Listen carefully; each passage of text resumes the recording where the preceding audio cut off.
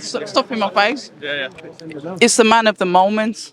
It's our very own British heavyweight champion, Mr. Fabio Wardley. Welcome back. Are you looking for Dev's job, trying to be the announcer in that? Yeah, you're trying to take over. That's good. I like it. If anybody wants to sponsor me, get in contact. You know what to do. But anyway, back to yourself. We were talking off camera because I've got to let everybody know that this is a man that is in heavy demand. We were talking on camera. The fight that you had with David Adelaide, beautiful fight.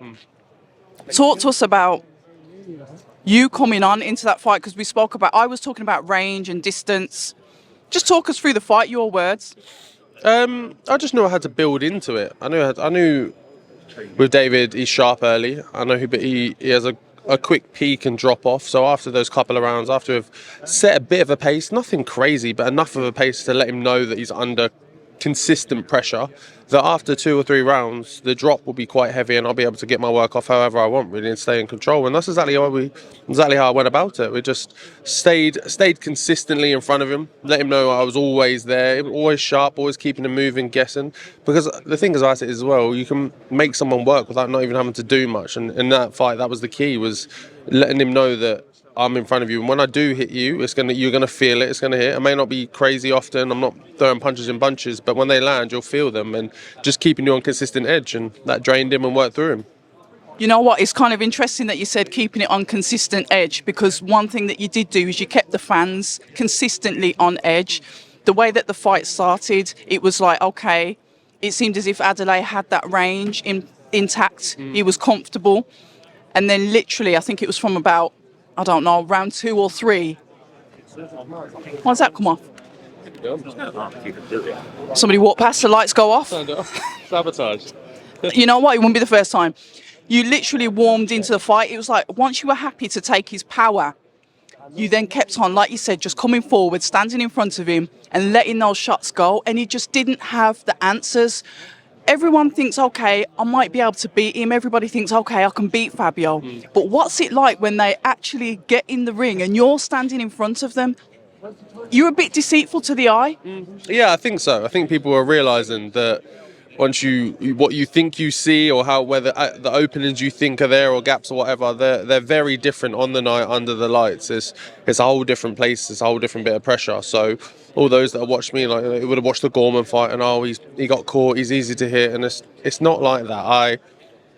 Look, don't get me wrong, sometimes it's not under my coaches aren't particularly happy with it and things like that. But if I feel someone's power, if I know, like, I can get through this fine, I'm going to walk through it. Like, if I don't respect the power, then I'm going to do it. And in that fight and in the Adelaide fight as well, that's how I felt. I was like, okay, cool. After 2 or 3 rounds, I was like, no, there's not much there. I know what I can do now. I know how to get there. So it was no bother for me. And people may look at that and be like, oh, well, he's easy to catch and hit and whatever else. And okay, cool. You can come find out if you want. But that's not how it goes. Like, I will only let it if I've decided, like, that's what I want to do. Did you see a change in David Adelaide's demeanour as the fight went on? I know that you knocked him down to the floor, but obviously we're not in the ring. We can't see that directly what's in front of you. Did you start to see him fade before you got that knockdown? Yeah, I felt him fade in the fight. I knew that I could put pressure on, especially in the last minute and a half of the fight. Was that big drop-off came, because even I played it as well. I laid it in. There was a few situations, few circumstances where I was purposefully lazy with a shot and stayed in the space. So there was a time where I threw a straight right hand to the body and I stayed in the space and nothing came back. I was just stood in front of him, and in my head I was like, okay, cool, so you haven't even got it in. If I'm giving it to you on a plate, you haven't even got it in you to throw. And I was like, okay, cool, so I can just do what I want here then. I'm in control. You know, before you go into the fight, and fair enough, we hear about sparring rumours and we hear about who can take what or whatever. What did you expect from Adelaide, from what you actually got from him in the fight? To be honest, that was exactly what I expected. That was exactly what I expected for the most part. There wasn't nothing really new that he brought with me. I knew that he doesn't know how to act when someone's putting pressure on him and pressuring him and pushing him around the ring. He likes to back off and circle around the ring, but he resets himself every time. He doesn't do it with any intelligence. He just does it because that's his natural movement. So there's no actual thought behind the process of him circling around the ring. He doesn't try and claw moments back in situations where we have maybe a back and forth, and then if I win, he doesn't try and get it back either. His work rate is always quite low in fights as well. So that mixed with him dropping off and stuff as well, I was like, okay, cool. I know everything's lining up just how I meant for it to. Talking about lining up, when you saw him drop, what were the thoughts going through your head? Because I saw you quite emotional with excitement after you got the win. But when you took that shot and you got him and he dropped, what was that feeling going through your mind? It was a satisfaction. It was a look of like letting you know, like, see, everything I told you, everything I said in the build up, there it all is laid out. And it was a satisfying moment for him to be flat on his back and me stood over him, just looking at him, just like letting him look without even saying anything, just being like, look, see, everything I said has happened. You've got a target on your back. Obviously, it's a belt. It's never personal, it's a belt. You've got the lucrative British title that everybody wants. We had literally Fraser ringside saying, oi, what you saying? We had Solomon Dakers that was literally next to you and you're like, oh, bloody hell, what do you want? Talk to us about that target on your back and you being in a position where I suppose you can actually choose who you fight next. I don't know. Yeah, I think it's obviously I'm in the driving seat. I'm the one with the belt. So it's ultimately up to me as to who I want to fight. But that's a good position to be in. It makes life a bit easier because there's a few people out there who calling my name, want to fight me and whatever else. So it saves me a bit of time having to hunt and look for people. But that's what the next few weeks are about. Now I've had a bit of time off and stuff, and now we assess the landscape, have a look, and we see who's around, and then I'll pick my target from there. Are you going to have how many times? Are you going to have 2 more fights, 1 more fight, and then move on? What are your plans? It's always difficult to say. Boxing is a very, very fluid sport. It's always moving around. People are winning, losing, going up in the ranks, going down and stuff. So it's always a funny one to have to plan long term. But I think at least if I'm planning my own career, I'm going to go for 1 more, maybe 1 more at least domestic level, British level, and then past that I think I'm ready to move on. I feel like I could happily move on now, but there's some good fights still at British level, so take advantage of those while they're there, and then we can kick on.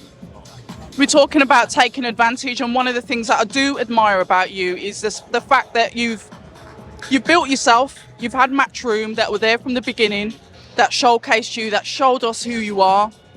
But then you were never signed to a contract. You were always kind of like self-managed. However, the promoter promoted you fight by fight. You're in a position now where you've built that name, you've built that reputation. You've been on some really good shows, undercard of Anthony Joshua, undercard of, Fury. We all know who you are, and you've kind of like built your reputation based on your skill base and the fact that your fan-friendly fight style.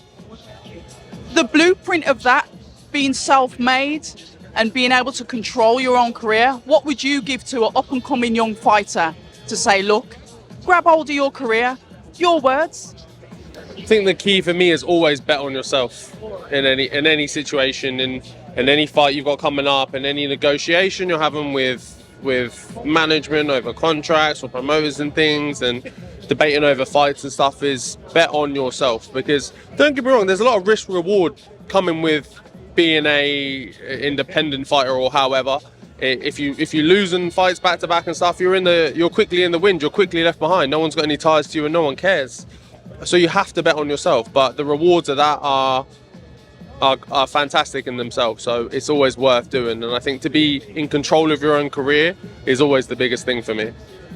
An inspiration you are to many that will be watching this. Well, it's true, because you've kind of like self-made and you've got a blueprint now, and it's kind of like, well, who is Fabio with? I know I've tweeted you. I said, you're still with Matchroom? You're still going to be... I've done that. I've asked the question. It's like, there's a little bit of mystery, but then there's a bit of inspiration, because it's like, hold on a minute. He's holding his own. He's got his belt. He's got his control. He's got his power, and he's able to call the shots. So that is inspirational. But we talk about game-changing. We talk about this card. So many famous fighters are on this card. What is your favourite fight on this card, and why? Because I'm mindful that you've got to go. It's difficult because there's a lot to pick from. I'll be honest, I think my favourite one on the card is Dubois and Miller. I think it's a very interesting fight. I think to see how Dubai obviously is coming off a loss, but no shame in the loss whatsoever. And Miller obviously has been in obscurity for a little while, but then come off a win over Lucas Brown in 6th round. So, okay, so to see where they come on this kind of, on both of their kind of, I say build back, and maybe a bit harsh on Dubai's side, but a bit of a build back. To see where they meet and how they get on the night would be interesting to see. Well, listen, we look forward to it. Pass on our regards to Dillian. The fans are asking, do we know anything that's going to happen with him? Do we know when he's going to be back out? Is there any message that you can give to the fans that are interested to know what's happening with Dillian White? What thing? No, like I spoke to Dill. He's doing his own thing. He's sorting out what he needs to sort out for himself. And as soon as he can be back in the ring and back in front of everyone, he will be. Fabio, a pleasure. Congratulations on the win. I look forward to seeing you out again soon. And thanks for inspiring the young British crowd. Appreciate it. Thank you. People say I'm toxic, and honestly, I don't care.